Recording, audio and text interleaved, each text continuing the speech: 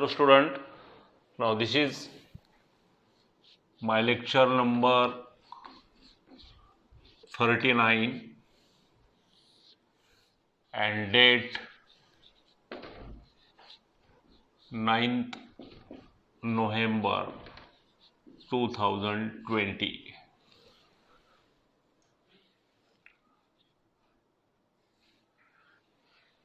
And name of the chapter Thermodynamics. Name of the chapter Thermodynamics. Now this is the fourth number of chapter. Now already I completed rotational dynamics, first chapter, then third chapter kinetic theory of gases and radiation. Now is in progress the fourth chapter thermodynamics. तर मी मागे पण आपल्याला म्हणालो की thermodynamics या चॅप्टरमध्ये बराचसा भाग ड्यू टू द कोविड-19 डिलीट केलेला आहे. त्यामुळे 2-4 आर्टिकल्स घेतले की हा चॅप्टर काय होईल आपला पूर्ण होईल. आणि जो बराचसा डिफिकल्टी लेवलचा भाग होता application oriented, refrigerator, heat engine वगैरे, तर ते आर्टिकल्स ड्रॉप झालेले आहेत. तर हा चॅप्टर आपण स्टार्ट केलेला आहे. तर परत एकदा बघा, the meaning of thermo. Thermo means heat. Thermo means heat. And dynamics means motion.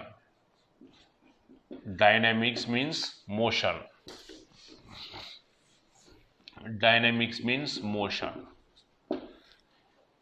हीटचं जे मोशन आहे from one place to another place. The heat is flows from one place to another place. This concept can be understood in this chapter thermodynamics.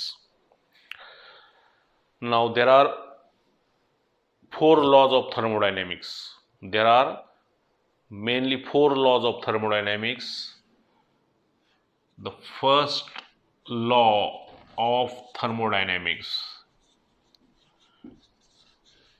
The first law of thermodynamics.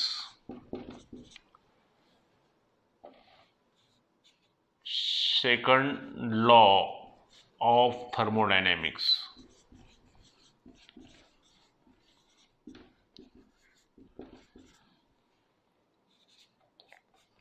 Third law of thermodynamics.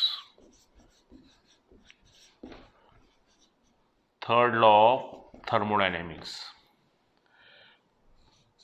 आणि fourth टाइमला fourth law of thermodynamics नाही आहे. तर पहिल्या लॉच्या अगोदर एक law घेणं गरजेचं आहे असं सायंटिस्टना वाटलं. कारण फर्स्ट लॉ ऑफ थर्मोडायनॅमिक्स हा इनसफिशियंट आहे. आता मी घेत असताना आपल्या लक्षात येईल की थर्मोडायनॅमिक्सनं च्या पहिल्या लॉनं जे काही कन्सेप्ट आपल्याला दिलेले आहेत, सांगितलेले आहेत, ते इनसफिशियंट आहेत. त्याच्यामुळं सेकंड लॉ आपल्याला घ्यावा लागला. तर मग ह्या 3 लॉच्या अगोदर अजून एक लॉ घेणं गरजेचं आहे. मग तो ते पहिला लॉ अगोदर घेऊन ह्याचे नंबर बदलण्यापेक्षा एक मधला मार्ग काढला आणि या 3च्या अगोदर एक नाव दिलं आणि त्याला नाव दिलं zero law of thermodynamics. Zero law of thermodynamics. तर त्याचे क्रम आता असे न देता याला फर्स्ट, सेकंड, थर्ड आणि फोर्थ म्हणायचं. म्हणून आपण म्हणूयात थर्मोडायनॅमिक्सचे मेनली किती लॉज आहेत, हे असे 4 लॉ आहेत. किती आहेत? 4 लॉ आहेत.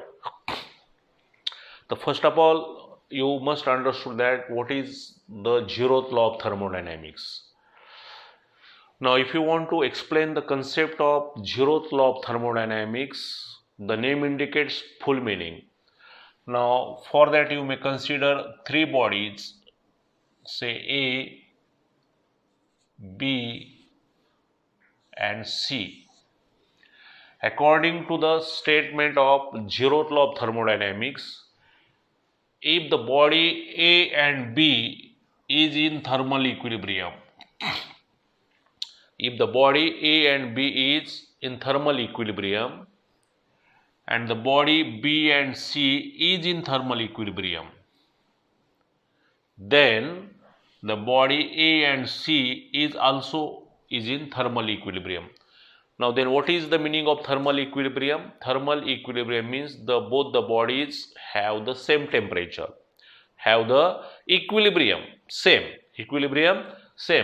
म्हणजे when a body A and B is in thermal equilibrium and the body B and C is in thermal equilibrium, then you may say that the body A and C is also in thermal equilibrium. This is the zeroth law of thermodynamics. zeroth law of thermodynamics.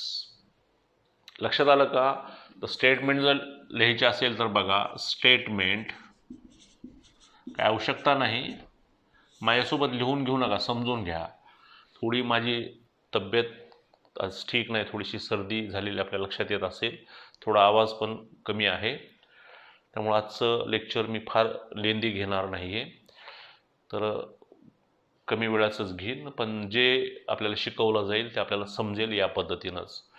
आणि उद्याच्या लेक्चरला परत अजून हे आपण थोडंसं revise करूयात.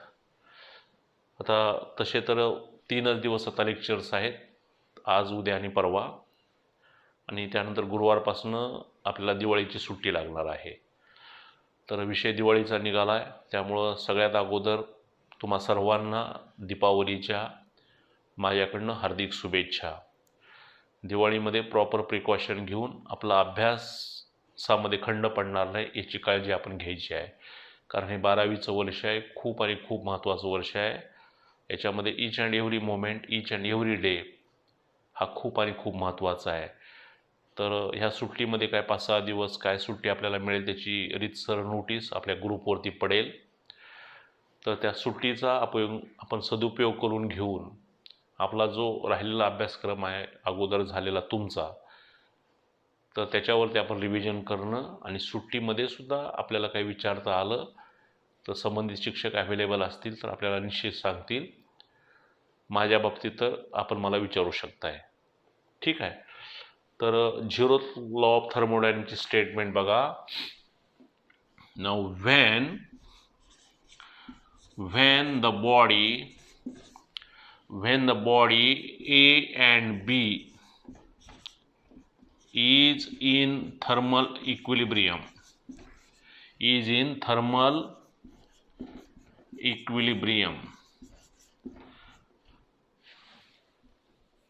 and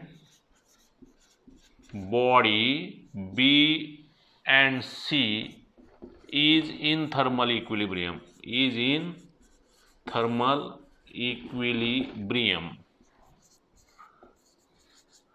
then the body A and C is also in thermal equilibrium.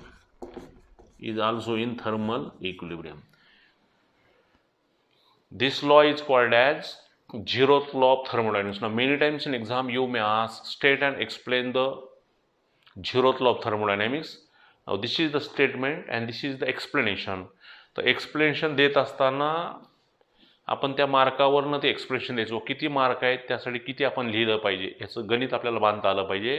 तर after Diwali आता शासनाच्या एकूण भूमिकेवरनं आपल्याला असे संकेत मिळत आहेत की 9वी ते 12वीचे तास हे 23 नोव्हेंबरपासून चालू होण्याची शक्यता आहे, म्हणजे लाईकली टू बी. तर ज्यावेळेस तुमच्यानी आमची प्रत्यक्ष भेट होईल आणि आपण समोरासमोर ज्यावेळेस शिकूया त्यावेळेस त्याच्यातला आनंद काही वेगळा आहे आणि त्याच्यातला रिझल्ट, त्याच्यातला आउटपुट खूप वेगळा आहे.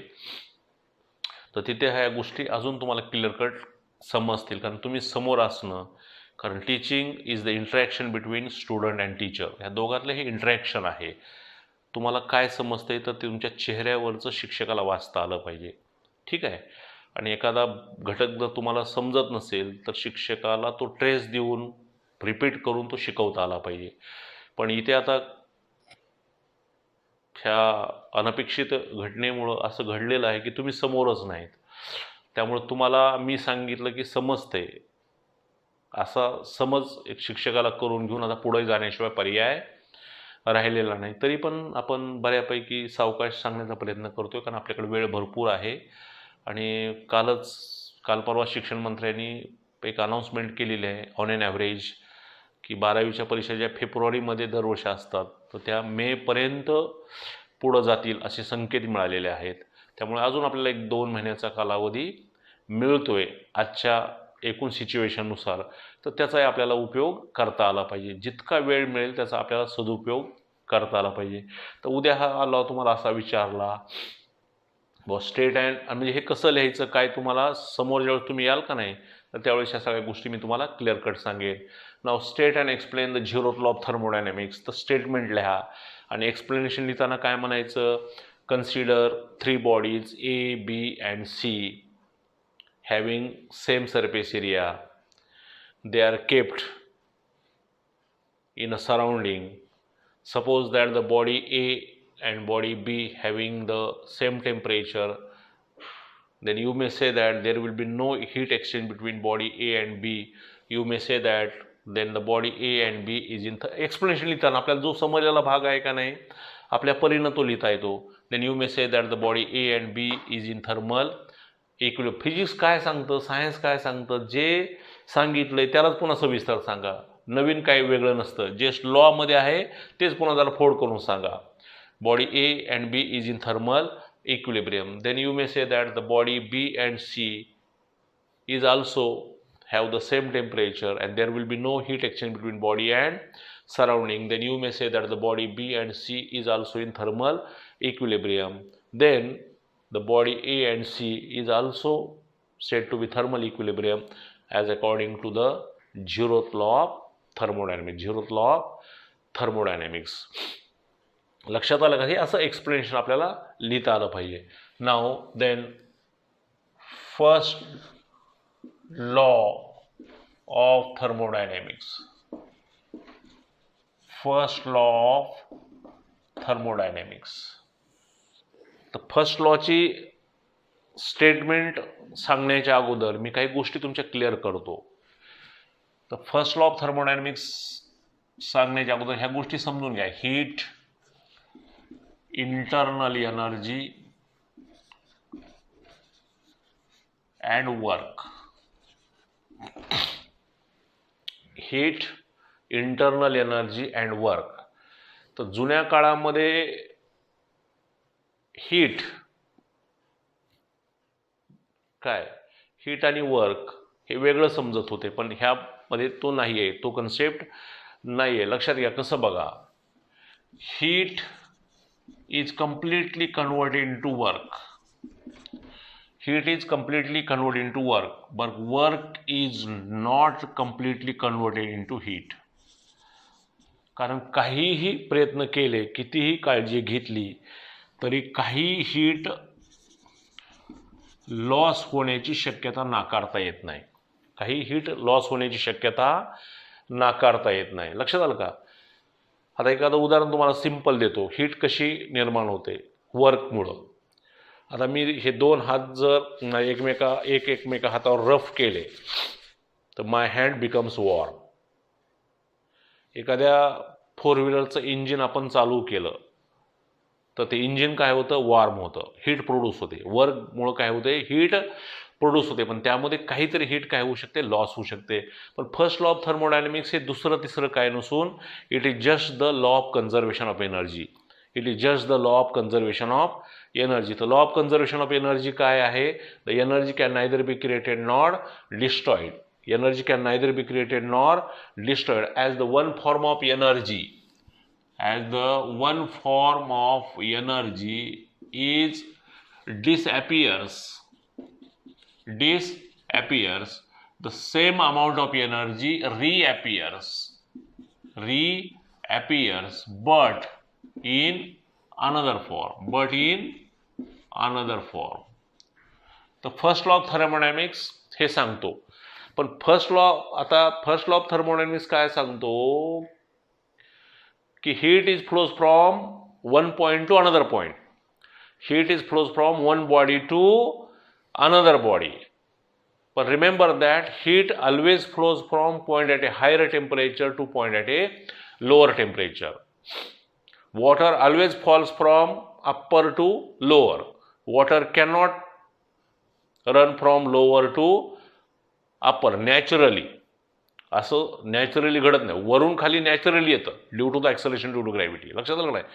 The heat is flows from point at a higher temperature to point at a lower temperature. पण फर्स्ट लॉ ऑफ थर्मोडायनॅमिक्स असं काय सांगत नाही. फर्स्ट लॉ ऑफ थर्मोडायनॅमिक्स काय सांगतो तुम्हाला, एका बॉडीकडनं हीट दुसऱ्या बॉडीकडे जाते. Heat is flows from one point two another point. पण हायर टू लोअर किंवा लोअर टू हायर हे सांगत नाहीये. What is the meaning of internal energy? What is the meaning of internal energy? तर लक्षात घ्या, internal energy is associated with the, हे समजून घ्या, खूप महत्वाची कन्सेप्ट आहे ना हे. Internal energy is associated with random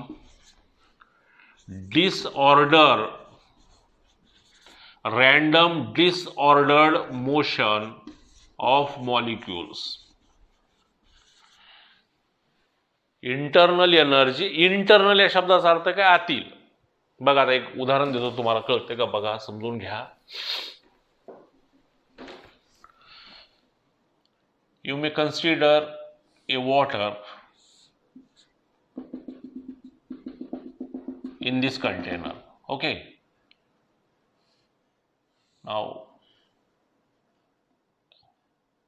a piston is there.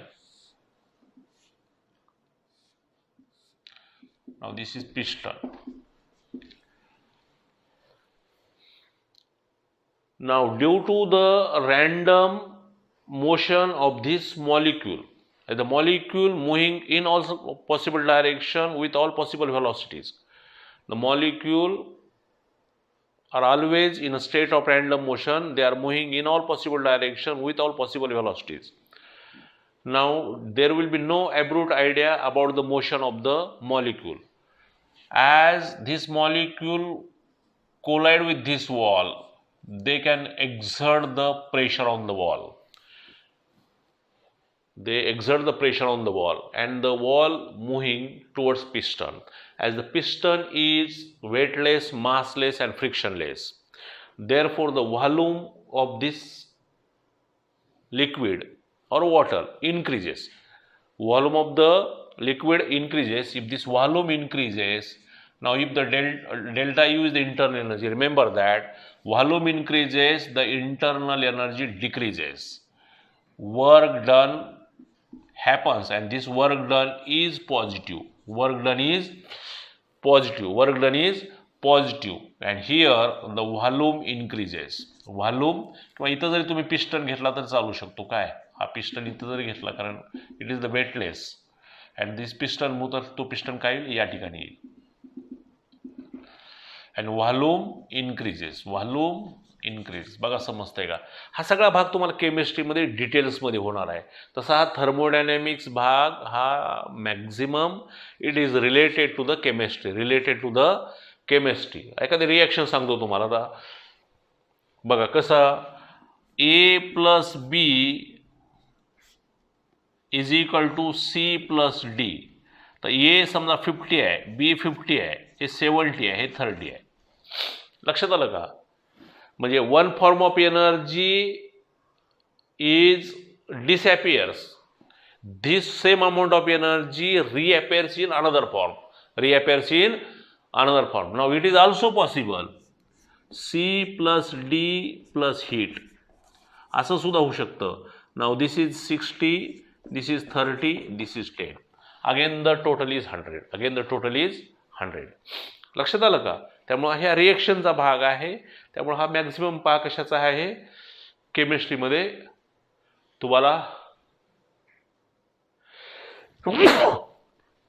हे क्लिअर कट होऊ शकेल. आता बघा इथं इंटरनल एनर्जी मला कन्सेप्ट तुम्हाला सांगायचा. इंटरनल एनर्जी काय?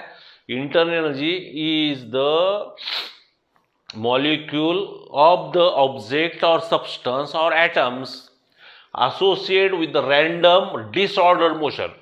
कारण त्याला कसलीही ऑर्डर नाही, त्या डिसऑर्डर मोशनमुळं त्याच्यातली काही स्वतःची ताकद आहे, त्या ताकदीनं ते काय करतं, वर्क घडवतं. काय घडवतं? आणि वर्क जर घडलं, the work done by the system on the surrounding, then this work done is positive. ते वर्क डन काय होईल? पॉझिटिव्ह. त्यावेळेस इंटरनल एनर्जी काय होईल? डिक्रीज होईल. लक्षात घ्या, इंटरनल एनर्जी डिक्रीज का होईल? कारण त्याला स्पेस जास्त मिळाला. स्पेस जास्त मिळाला की एनर्जी काय होईल? एकदम कॉम्पॅक्ट रिजनमध्ये असेल तर इंटरनल एनर्जी काय होईल? वाढेल. आणि स्पेस जास्त मिळाला तर इंटरनल एनर्जी काय होईल? कमी होईल. पण ते स्पेस जर जास्त झाला तर व्हॉल्यूम काय होईल? इनक्रीज. लक्षात घ्या संदर्भ. Internal energy decreases, work done positive, volume increases. समजा ह्या सेम केसला जर आपण असं केलं, काय बघा, तेच घेतलं, हे लिक्विड आणि इथं पिस्टन आहे आणि ह्याला आपण कॉम्प्रेस केलं. काय केलं? कॉम्प्रेस. काय केलं? कॉम्प्रेस.